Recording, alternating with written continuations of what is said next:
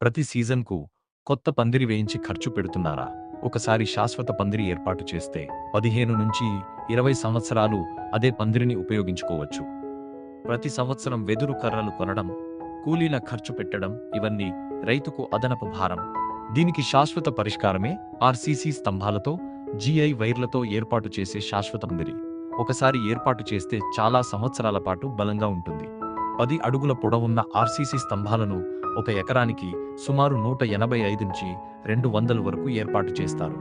స్తంభాల మధ్య దూరం సుమారు 20 నుంచి 25 అడుగులు, వరుసల మధ్య దూరం 15 అడుగులు, చివరి వరుసల్లో 18 అడుగుల దూరం పాటించడం మంచిది. ఒక ఎకరానికి శాశ్వత పందిరి ఏర్పాటు చేయడానికి సుమారు 2 నుండి 2.5 లక్షల రూపాయల వరకు ఖర్చు అవుతుంది.